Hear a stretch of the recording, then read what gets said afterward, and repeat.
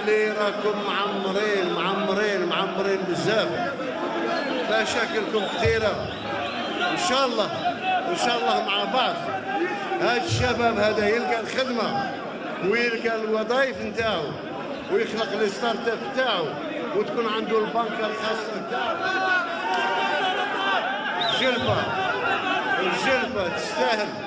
الجلفة تستاهل مكانة نتاع عاصمة من العواصم وتديها إن شاء الله.